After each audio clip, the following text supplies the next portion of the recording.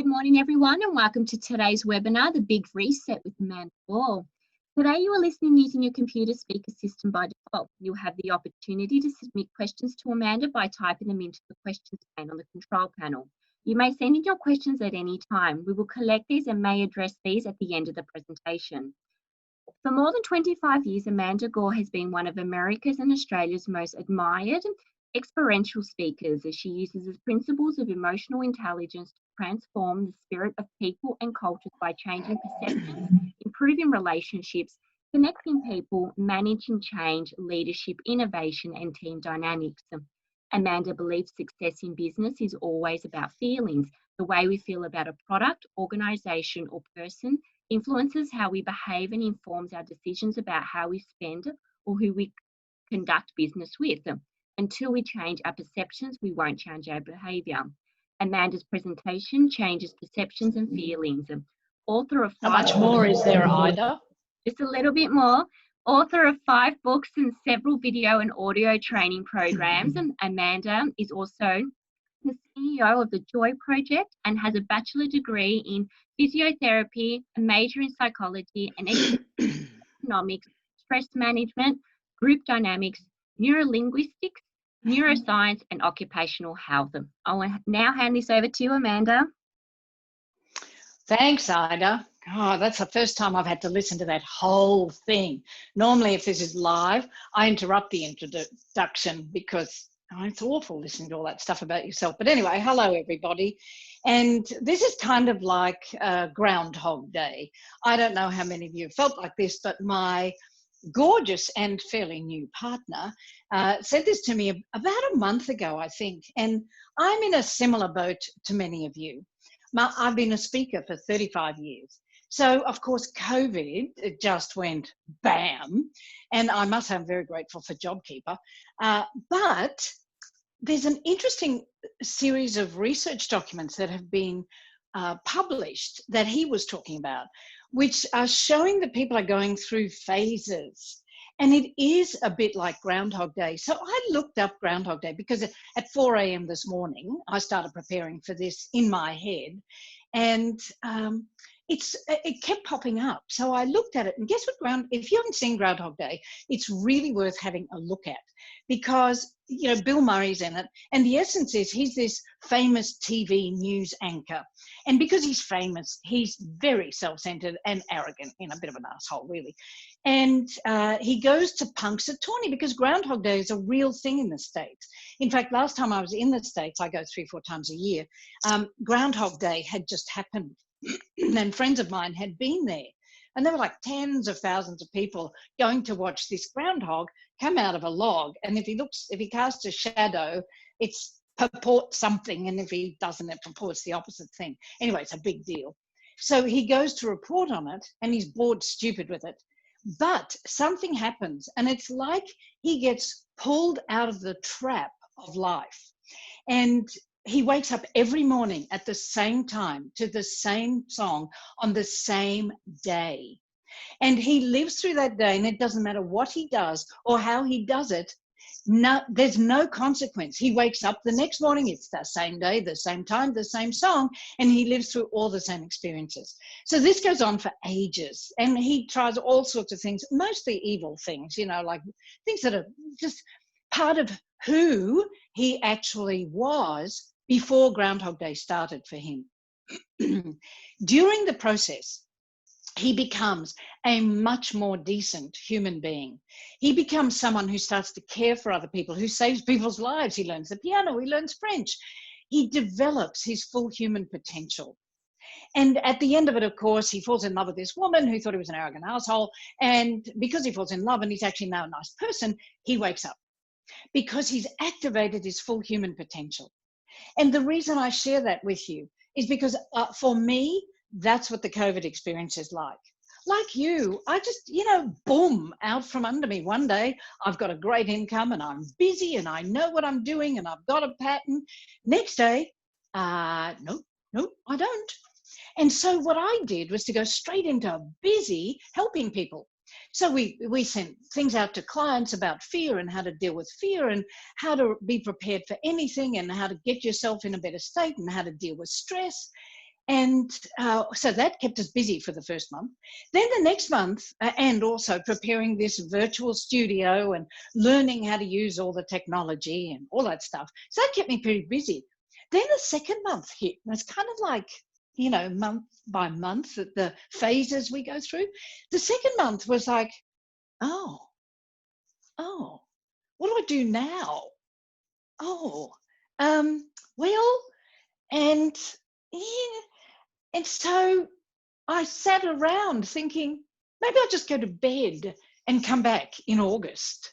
Or, you know, I was quite proud of myself for having a shower during those days. And I just want you to know, I did have a shower and I actually washed my hair for you guys this morning. And that took a while. And I'm a really motivated kind of a person. I found I really struggled with getting motivated. And then the third month, now I'm getting back more into, well, you know, I've got to do some marketing and looking at strategies for marketing and maybe creating some more products. And so, I mean, it's a little different for you guys because you have other products. For me, I'm the product and my intellectual property and what I create. But if you can relate to that groundhog thing, have a look at this. Like most of you, will have seen the bell curve, haven't you? And here's the bell curve. And the bell, it looks like a bell. It's always split into three, always. And the people on this end of the curve, normally it's described as, you know, these are the successful people. These are the people who are average, the vast bulk of people in the average. And then these are the people who suck. But what I want to share with you today is I've come up with a different range of categories. These are the people who are fully living. And these are all the people who are existing. And down here, these are the people who are walking dead. Walking dead. And, you know, some of you might relate to each of these. And it's interesting because no matter what the economic circumstances, no matter what's going on around us, this still applies.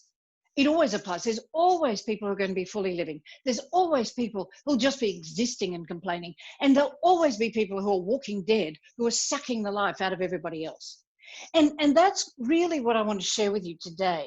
And look, many of the speakers now who are younger than I am, because I'm older than Croesus, have got very fancy setups, and they've got several cameras and switches, and it looks like a TV production.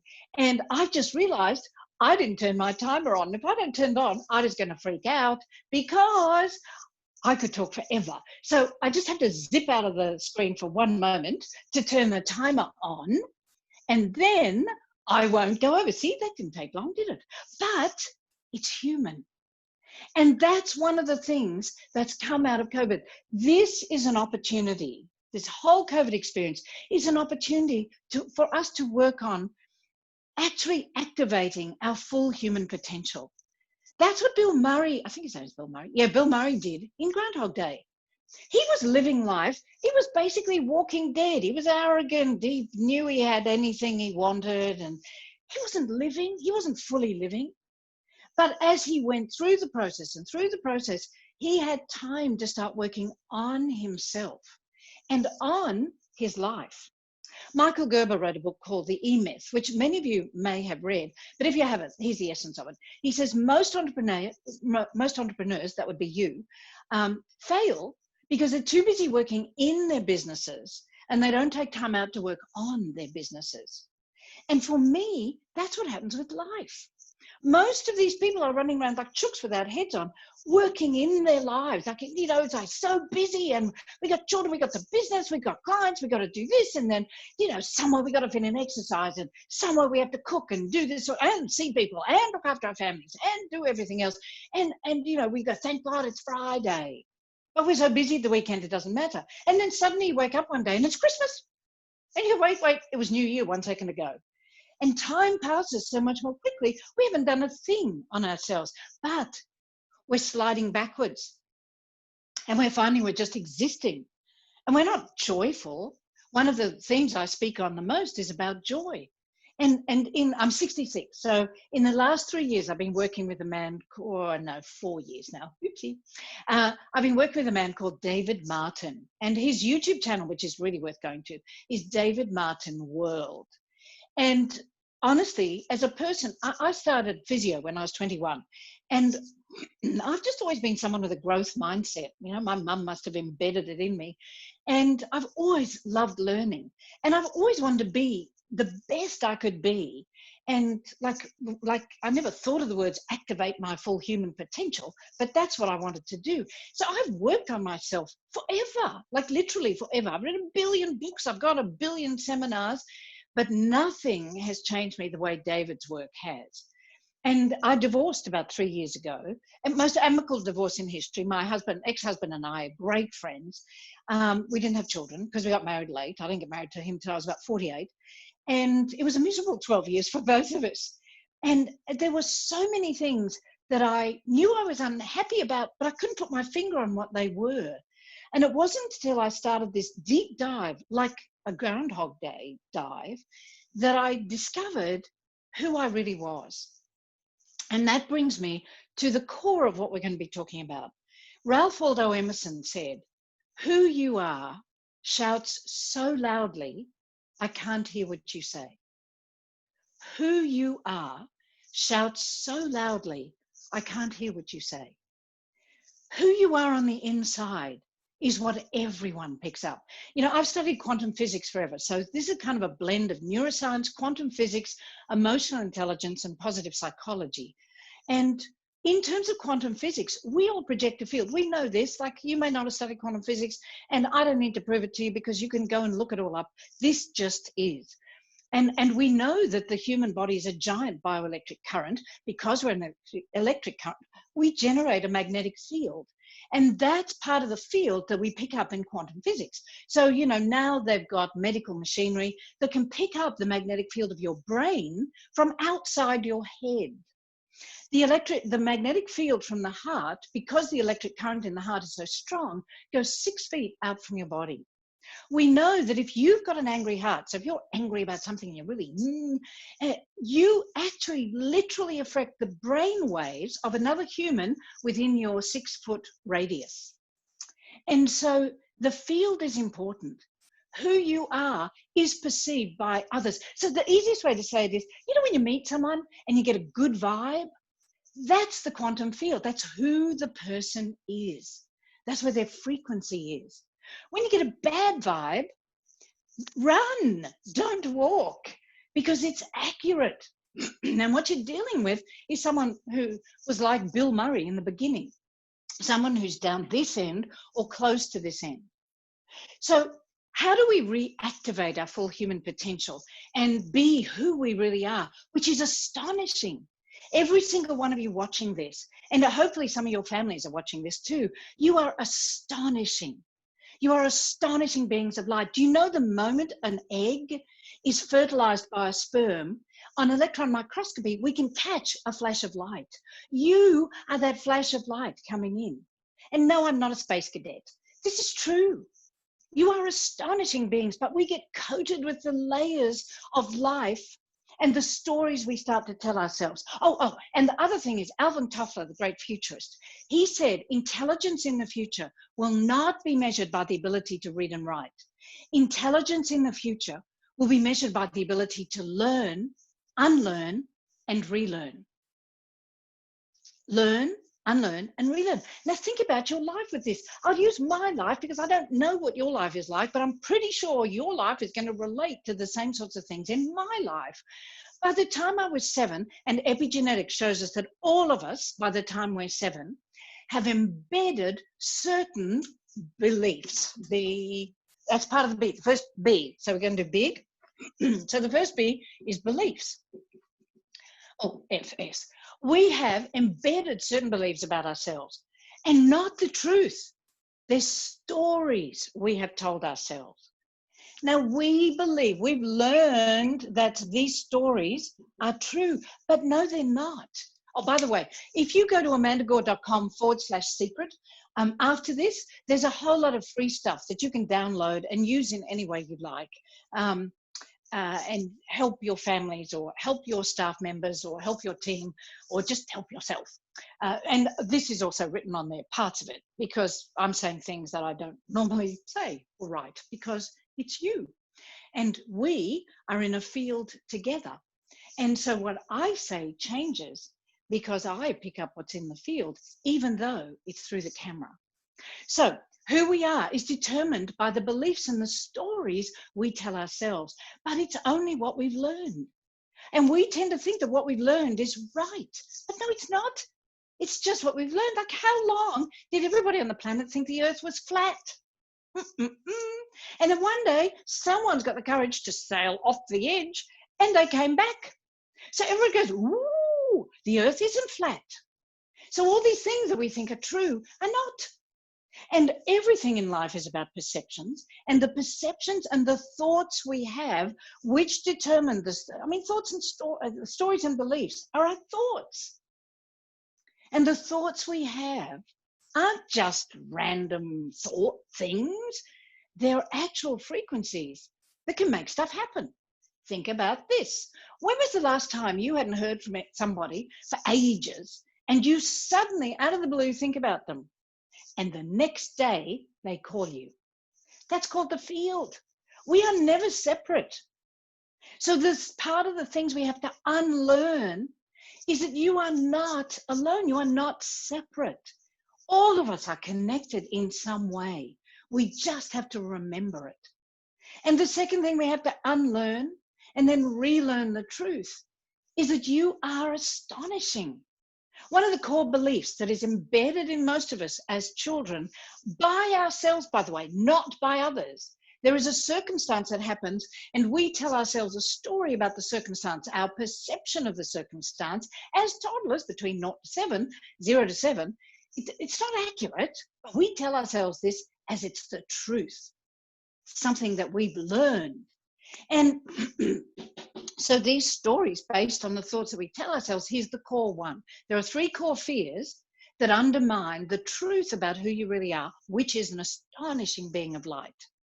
And your essence, you came to earth with a unique essence, a unique energy that no one else has, with a unique gift to bring with it. And some of you, the people down here, people at this end of existing, they're watching this, go, I'm going to turn this off. This sucks. She's like a space cadet. She's so far up in the clouds, like, oh, sign. You got stuff in there that it would be really valuable, potentially, to look at and just see if it applies to you. Hang in there and listen. Because what we've told ourselves is either, if we're women, it's very common to have, I am not worth loving, or I am not good enough. And I'm here to share with you today. We've only got a brief time, so I'm not going to drone on about it. But you can have a look on my YouTube channel, Amanda Gore TV. It's a lot of this in more detail. You are absolutely worth loving. You are absolutely worth loving. And you are absolutely good enough. You are right where you are meant to be. This moment, watching this in your life. And if you go from today and start to work on the stories that you've told yourself, challenge them and know that this is your moment. And the whole COVID experience is an amazing moment for us to activate our full human potential, to become your real essence, to become that energy. And you start with small steps. I mean, this was a pig of a journey I went on because I told myself I was worthless. I had the trifecta, actually. The 3 core fears: I'm not good enough, or I'm not worth loving, I'm unsafe in some way, and I'm separate. So I had all 3. And it took me a long time to work on them, and it took me a long time to accept that I wasn't worthless. Because if you looked at me from the outside, I was very successful. I'm one of the, I've been a very successful global speaker. I did really well in America. I was doing really well in Australia before I left, and I've done really well since I came back. And I'm very blessed. There's not many like really old speakers like me still doing well. But I did that. In the last 12 months, I have doubled my income. Doubled. It's a lot. Doubled. And you know what I did differently? Worked on myself. And because I'm more authentic now, and I always prided myself on being authentic, don't get me wrong, I wasn't some fake cow. I always thought I was authentic, but I didn't know the deep me that I then had to deal with in those deep core fears. And now I've dealt with them. Who I am now is making a much bigger difference. And that's not my ego saying that. That's the feedback I get from people. Plus, my income doubled and I didn't do anything different, it seemed, except work on myself and be who I am now on the stage or in front of the camera. Who you are really makes a difference. This is an opportunity for you to take little steps. And the first step is start to listen, observe your thinking. Observe your thinking, listen to the stories you're telling yourself and challenge them. If you get anything about, you're comparing yourself with others, you're not good enough, you're not this, you're not that, listen to the things that your parents said to you as a kid. Think about experiences you had that you remember vividly between 0 to 7, and then give yourself some compassion and grace. Because the second is ignite. Ignite your life force. And you get to ignite your life force when you start to learn compassion for yourself and others, instead of judging ourselves and others so harshly. I mean, I was a guru at judging myself and excellent at judging others, I have to say. And here I am on stage preaching all this stuff about, being joyful and feeling like a fraud until I dealt with all of the crap I had. And I've learned along the way that having compassion for yourself is so important, because none of you wake up in the morning and go, gee, how can I do a crap job today? How can I destroy other people's lives today? How can I mess up my children's? We don't do that. Not consciously, anyway. We just deal with it unconsciously because we are not observing our thoughts. And 95 to 99% of the time, we are literally unconscious of our thoughts. But these unconscious thoughts are like the operating program that's going on in the background. That's why observing them is so important, because then it allows you to have a choice. And you can reignite your life force by finding out what really matters to you. I remember one day David said to me, so what really matters? If you can't read this, it just says what really matters. Just breathe. Oh, that's the other B. So when you start to feel stressed in any way, shape or form, remember I'm a physio, the first thing people do is to stop breathing. Now, we don't stop altogether because we die, but we breathe very high and shallow, which means we don't get the oxygen we need to get to the brain.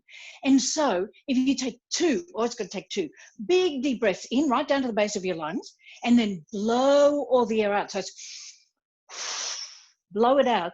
That blows out the toxins, gets in lots of oxygen. Do it twice and you'll be able to think more clearly. And it also helps you, because when David said to me, go away and work out what really matters to you in life, you'd think that was an easy question. You go, oh, that's easy. Wait till you try. I struggled. I said, oh, wait, what really does matter? And when you really look at that question, you dig and you dig and you dig, it's not that easy. And what I came up with wasn't a lot for a long time. And I mean, my family has never been very closely connected. I was very close to my mum, but she died a long time ago. And my life was work, basically. So that's what had really mattered to me for a long time, but I was so out of balance. I mean, seriously, I was existing. I was teaching people how to fully live, but I was existing. Wasn't a happy place to be. I wasn't overly joyful either. I'm so much better now, and I'm fully living so much more. And since I've dealt with all of that, I was just telling Ida before, I've fallen madly in love with a man I could never dreamed of having. I mean, if I wrote down a list of everything that I ever wanted in a man, I wouldn't even get all the things that this guy is. And he just appeared. Like, I wasn't even looking. I'm sitting at home with my flatmate now, another woman my age, saying, I'm so happy being single. I'm so content. I'm never going to get married again. I'm never going to have sex again. I'm not so happy. Well, that didn't last long. But I worked on myself, remember. That's what the COVID experience gives us an opportunity to do, to reactivate our full human potential. And I can honestly say to you that the life force that I've had since I've been in this relationship, and since all sorts of things have awakened, this is one of the things where I have to be authentic. David said to me, you should be talking about this. And I went, oh yeah, right. Thousands, tens of thousands, hundreds of thousands of people I speak to a year, literally on a normal year. I'm going to be talking about this stuff. Oh, sure. But the truth is, there are so many people out there, men and women, who have shut themselves down, who coped with everything that's happened in their lives by not feeling anymore. I did. We shut ourselves down in all sorts of ways. I did. And as you shut that down, each layer of shutting down, you're shutting down your life force. So it's like, wake up and start to work on the things that really matter to you and find your vibrance and life force come back again. And I tell you, life's so good when you have life force. Anyway, I won't say anymore because I think you can guess what I'm talking about. And it isn't just that, obviously. It's the fact that I'm also feeling really good about myself. But it isn't just because of him. It's because I did the work on myself and I'm more compassionate with myself and I'm judging myself less. Yeah, I'm not perfect. I haven't got there yet, but we teach best what we most need to learn, as Lao Tzu said. So time must be running out. I'm too scared to look. Yes, no, it isn't that bad. Yay. So I can take a bit more time. So go forth and ignite your life force by, first of all, looking at what really matters to you. So you're looking at the stories you're telling yourself. You're observing your thoughts. You're starting to look at patterns in your life because those patterns are driven by the stories you're telling yourself, by what you say you are. Not good enough, not worth loving, you're not safe, you can't stand up, nobody ever listens to you. And go back to, I used to be one of those people that said, oh, I'm so over having to look at your childhood. I mean, just move on, let's not think about it. We all need to look at 0 to 7. And I didn't even remember my childhood. I thought that was normal. And it was only in the last 4 years that I found out other people could remember in detail their lives from 0 to 7. I remembered literally nothing. And there was a reason for that, because I had shut it down. I had blocked it because of the things that had happened. And going back through them, this is important, David had said to me, when you go back and you look at them, don't dive in necessarily and re-experience them all again. Just look at it and go, wow, that's what happened. What did I tell myself at the moment what I remember was happening? And I'll give you an example. So I've given you one, I was worthless. So you can only imagine how that played out in every element of my life, especially relationships. And not well, I just add. And the second thing that I had told myself was that I got molested when I was 2. And I told myself at that moment, because my dad was an alcoholic and my mother had left, and then she came back. But at that moment I said, I am responsible for me. Only I am responsible. Now I'm 2. Should I have said that? No. Is that the truth? No. Nothing like the truth. Did I have the capacity to get into the mind of the guy who's molesting me? No. Did I have the capacity to understand why my father was an alcoholic? No. Did I have the capacity to understand my mother wasn't there? No. So I couldn't see the whole picture. I just saw itty bitty, itty teeny weeny little bit. And that's what I told myself. And that's how I lived the rest of my life, which expanded into, not was I just responsible for me, my only memory of childhood is that I was responsible for my mother's happiness. Seriously, I said to you before, I couldn't remember anything. That's what I could remember. Oh, and a burglar running off the front veranda. So you know what that was. But was I responsible for everybody else? No. But I lived like that. And then I expanded it. I was responsible for everyone. And that worked really well because I built a very good speaking career out of that. And as a physio, you're taking care of everybody. And then I added narcissism to it. And this is where it became a real problem in my life because I decided not only was I responsible for people, but I could fix them. Yes, indeedy. You didn't have to ask. No. And you didn't have to know anything was wrong. I would just fix it for you. And of course I had to change it. I knew I did it eventually, like in the last 5, 6 years, but could I change it? No, because I never got to the source of the story. So go to the source of the story. It's you, it's always you. It's what you told yourself, but find out what you told yourself and change that belief to something, unlearn it and relearn the truth, which is that you are worth loving and you are good enough. And you are capable of amazing and extraordinary things because you have the full human potential to activate. And if nothing else, COVID has highlighted for us the importance of our humanity. And our humanity is about connecting hearts.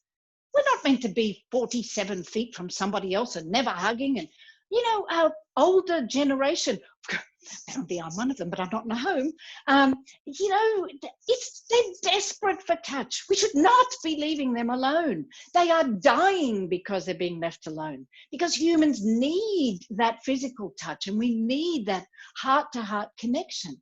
It's crucial. So ignite things, find out what really matters. Think about your life force and what have you shut down in your life and how can you open it up again and be vulnerable. I've been vulnerable with you already this morning and I'm so vulnerable with my partner, but I have to consciously do it.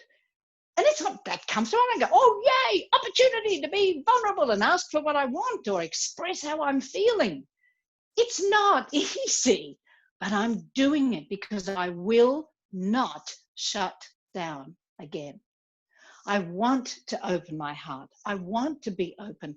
I want to be everything I can be. And I will do what I need to do to be that. So be vulnerable. It's all right. You're amazing.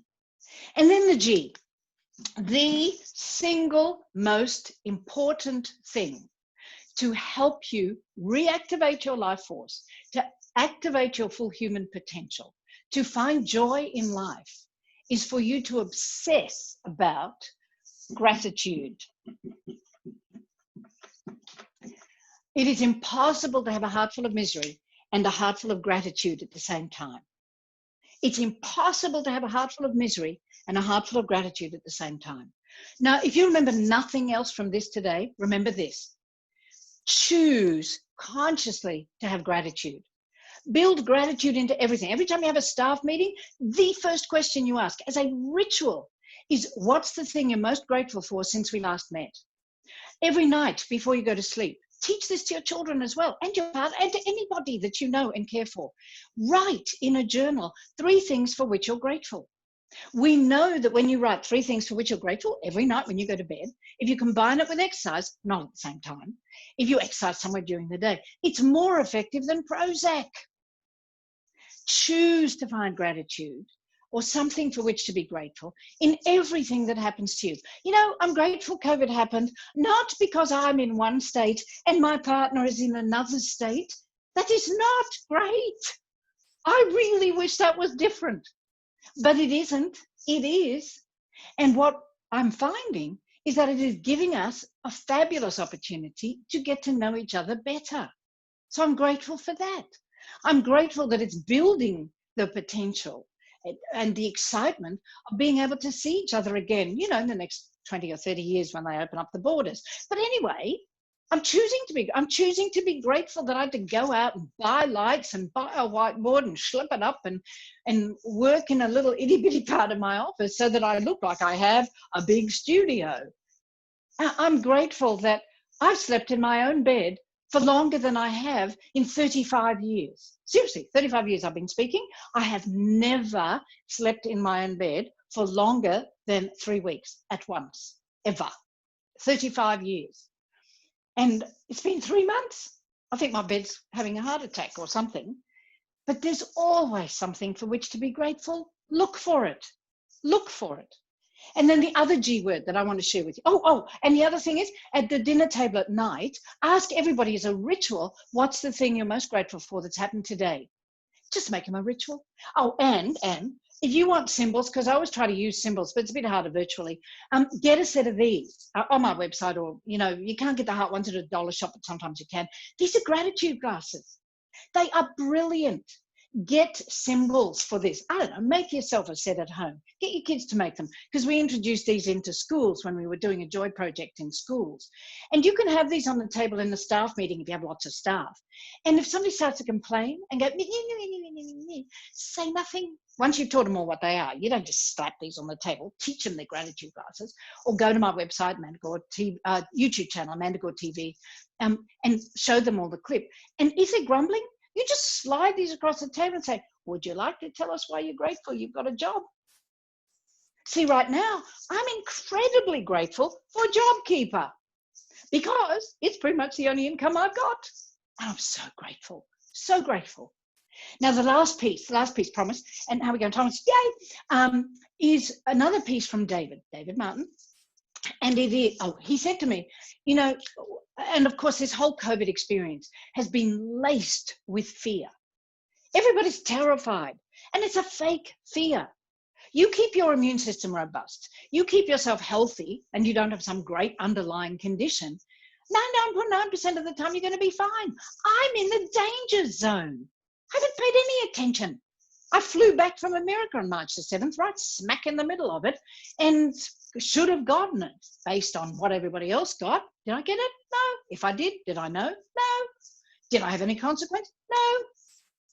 If you live with the fear, if you live in the frequency of fear, if you live in the vibe of fear, and you pick up the vibe of fear, if you're terrified the business is going to fail, as long as you're doing everything you can, then you're putting yourself down into this category. And you will create that, you will attract that kind of vibe around you. And, you know, don't kid yourself. If you're telling yourself, if the story you've got in your head is, oh, we're all going to die, then that's what goes out in your field. And that's the vibe you send out. Now, I'm not saying go and do the fake positive stuff. I'm great. The business is fabulous. Unless you do something. I mean, I'm going through my list of clients from the last 5 years, writing to every single one of them, calling some of them.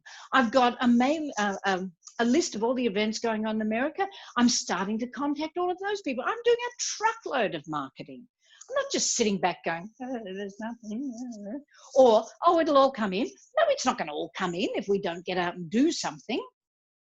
Unless you have a magic wand. I do have a magic wand, but even my magic wand is not going to do that. Anyway, so what David was saying is that we've all had this fear instilled into us. And particularly at the moment, the fear of the next. So the word next, it's full of the next wave, the next virus, the next, economic recession. Everything next is laced with fear. And it's always something that has not emerged. It's not experience. It's a future thing. It's not right now. And he says that 99.999% of our lived experience is of this. It's of monotonous, N-O-U-S, goodness, another G word, monotonous goodness. If you look at it, pretty much everything that happens in your life is good. You woke up this morning, your lungs were working, your heart was pumping, your eyes, you could see, you could hear. You went to the bathroom, you could get those bits working. And then you had a shower, perhaps. I would have said you've gone to work. Some of you have gone to work. You managed to walk from one room to the next to your computer. Your computer worked. If you think about you had food to eat. Almost everything that happens is monotonously good. But what do we focus on? The fear. Because we're unconscious of it. We focus on what's wrong, everything that's wrong. And of course, if you do that, everything sucks. If you start to focus on what is monotonously good in your life, then you start to change the frequency at which you vibrate. And that in turn changes the quantum field. And that in turn changes everything around you and who you are. You become your essence, that energy, that frequency that's really you. And without you doing anything much other than working hard on yourself, everything else changes because the field changes around you. So who you are really matters. And I just want to finish off with a story from a woman called Helise Bridges. This is a true story, by the way. And Helise Bridges had this story published in Chicken Soup for the Soul, the very first version. And I know the guy who published that, and it's how I found out about Helise. She has a website also, and it's called Who I Am Makes a Difference. So you can go to that website if you want to get the story yourself. So here it goes. Who you are makes a difference. A teacher in New York decided to honor each of her seniors in high school by telling them the difference they each made. She called each one of them to the front of the class one at a time, and she told each of them how they had made a difference to her and to the class. by the way, consider doing this with your team. Then she presented each of them with a blue ribbon imprinted with the gold letters, "Who I am makes a difference." Afterwards, the teacher decided to do a class project to see what kind of impact recognition would have on a community. She gave each of the students 3 more ribbons, and she instructed them to go out and spread this acknowledgement ceremony. Then they were to follow up on the results, see who honoured whom, and report back to the class in about a week. One of the boys in a class, swallowed a midgie, went to a junior executive in a nearby company and honoured him for helping him with his career planning. He gave him a blue ribbon, put it on his shirt, and then he gave him 2 extra ribbons and said, "We're doing a class project on recognition, and we'd like you to go out and find someone to honour, to give them one of the ribbons, and then give them the extra blue ribbon so they can acknowledge a 3rd person to keep this acknowledgement ceremony going. Then please report back to me and let us know what happened." Later that day, the junior executive went to his boss, and the boss was generally kind of a grouchy guy. And he sat his boss down and he said to him he deeply admired him for being a creative genius. The boss seemed very surprised. The junior executive asked him if he would accept the gift of the blue ribbon and would he give him permission to put it on. The surprised boss said, "Well, sure." So the junior executive took the blue ribbon, placed it right on his boss's jacket, just above his heart. He gave him the last extra ribbon and he said, "Would you do me a favour? Would you take this extra ribbon and pass it on by honouring someone else? The young boy who first gave me the ribbons is doing a project at school and we want to keep the recognition ceremony going and find out how it affects people." That night, the boss came home to his 14-year-old son and sat him down. He said, "The most incredible thing happened to me today. I was in my office and one of the junior executives came in and told me he admired me. And he said I was a creative genius. Imagine, he thinks I'm a creative genius. Then he put this blue ribbon on my jacket that says 'Who I am makes a difference.' And it's right above my heart. And then he gave me an extra ribbon and he asked me to find someone else to give it to and to honour. And as I was driving home tonight, I started thinking about whom I would honour with this ribbon. And I thought about you. I want to honour you. My days are really hectic. And when I come home, I don't pay a lot of attention to you. Sometimes I scream at you for not getting good enough grades in school or for your bedroom being a mess. But somehow tonight, I just wanted to sit here and, well, just let you know that you do make a difference to me. Besides your mother, you are the most important person in my life. You're a great kid and I love you." The startled boy started to sob, and he couldn't stop crying. His whole body shook. He looked up at his father and he said through his tears, "Dad, earlier tonight, I sat in my room and I wrote a letter to you and Mum, explaining why I had killed myself and asking you to forgive me." It's a true story. "I was going to commit suicide tonight after you were asleep. I just didn't think that you cared at all. The letter is upstairs. I don't think I need it after all."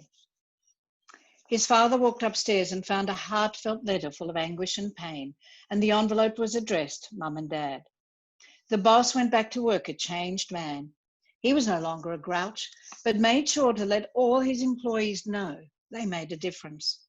The junior executive helped several other young people with career planning and never forgot to let them know that they made a difference in his life, one being the boss's son. And the young boy and his classmates learned a valuable lesson. Who you are does make a difference.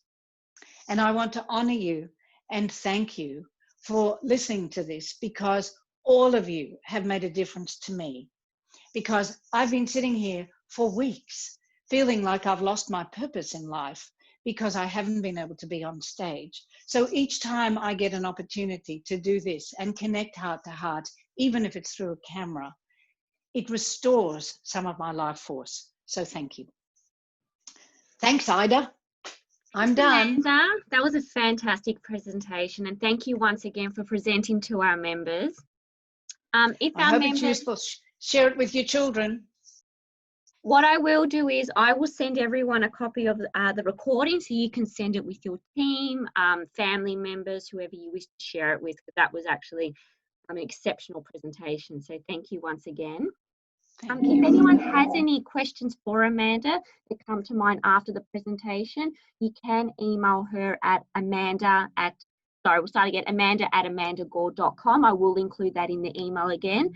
Feel free to jump on her webpage at amandagore.com. As she mentioned earlier on, she does have information that you can walk away, and also Amanda. But you've got to get /secret.